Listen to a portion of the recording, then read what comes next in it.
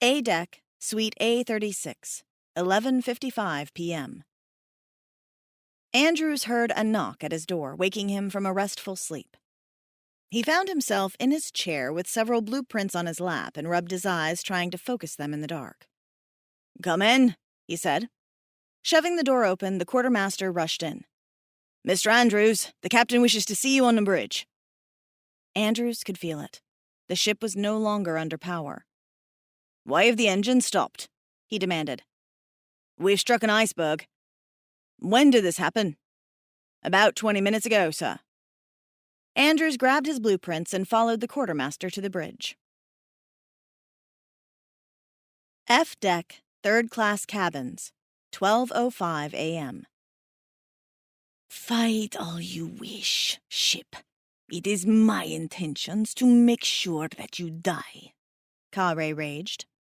Ka-Ray tore open sealed portholes, allowing the dark green waters of the North Atlantic to pour in at her feet.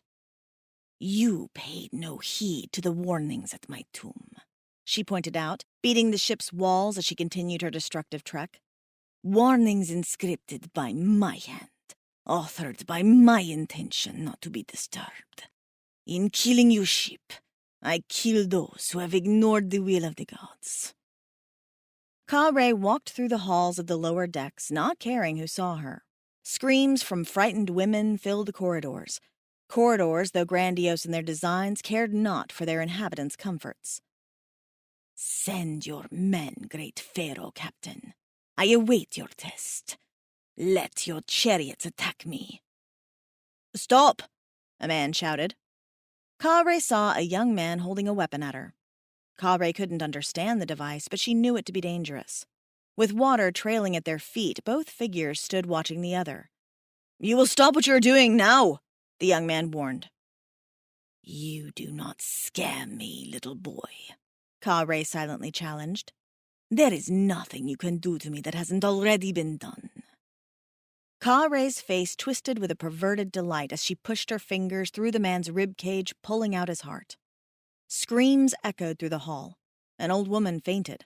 A priest started to pray. Ka-Ray handed the bloody organ back to its owner and continued her trek down the port side of the ship, knocking out the Titanic's portholes. The Irishman dropped his gun, vomiting black blood through his screaming mouth.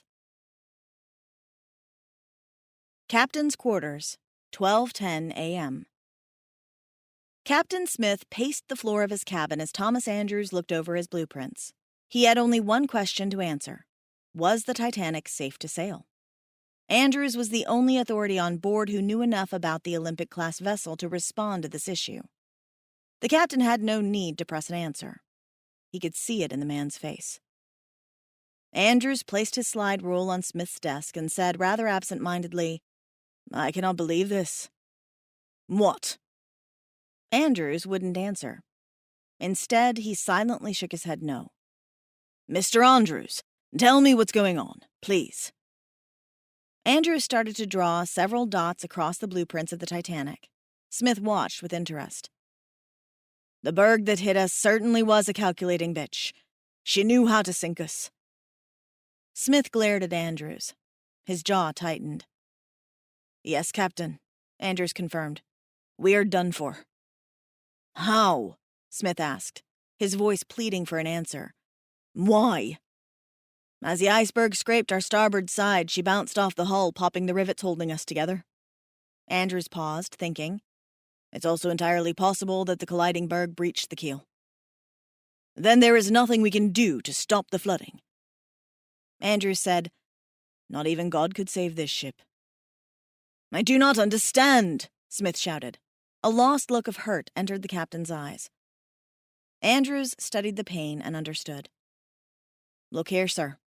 The shipbuilder started to draw a straight red line through the Titanic's forward sections. "Water in the forepeak, number 1 hold, number 2 hold, the mail room, boiler room number 6, and boiler room 5. The facts, let alone the oncoming water, show several punctures throughout the ship's hull.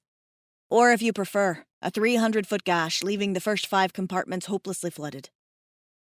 Smith still did not want to accept the situation. "This ship is supposed to be unsinkable," Smith pointed out. You promised that fact to all the world.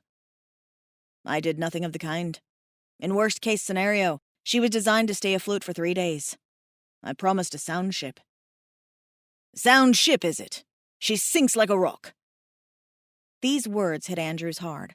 Long ago, he punched a man in the mouth for uttering those words to him. Once, men praised him for it. Would they praise him now? Look, sir, Andrews tried to explain, biting back his own pain. The Titanic could float with any 2 of her 16 watertight compartments flooded. She could float with 3 of the first 5 compartments flooded. She could even float with the first 4 entirely gone. Smith studied the blueprints, paying attention to the red marks the shipbuilder had been marking. Not with the first 5 altogether? Smith asked. Correct, Andrews insisted, realizing that he was getting through. The 5th watertight compartment only goes as high as E-deck. After that, the bow sinks below the waterline, causing the others to fall in on themselves. Andrews paused. It is a mathematical certainty, pure and straightforward. There is no way out. With a hard face, Captain Smith took his hat off and glared at his White Star emblem. I was to retire after this trip, Mr. Andrews. Sir? The shipbuilder was busy going over calculations. I am 59, Smith chuckled. A man is to retire when he is my age, when a man can look back on what he has accomplished. Andrews stopped his calculating, paying more attention to what the officer had to say. I worked so hard to wear this hat, sir. Worked hard my whole life. Smith let out a proud sigh. White Star even gave me the singular honor of mastering each new ship on the maiden voyages. I'll tell you, sir, that is the honor of being a sailor. I admire this man, Andrews thought, sharing the old man's pain. To be able to look back on what he has accomplished with such zeal. Let his death be an honorable one. A sailor to make a daughter proud, sir, Andrews said. Upon saying those words, Smith's eyes started to fill with tears. Instinctively, his hand patted his coat pocket where he always kept a cigar. Cigars given to him by his daughter before every sea voyage. The captain put his hat back on, regaining his command character. How long do we have? Smith asked. Andrews gave the question serious thought. The ship can stay afloat from 1 to 1.5 hours only. The shipbuilder paused. Unless what? Andrews shook his head, battling with himself. That's too crazy a thing to ask. Enough craziness has happened this night. Smith opened his cabin door, too embarrassed to look Andrews in the eyes. The captain said, I'm going to the wireless room. Then, for the first time in my life, I'm going to give the order to abandon ship. How many on board, sir? Andrews inquired. Smith stood silent for a moment. Too damn many. The captain left Andrews alone with his blueprints.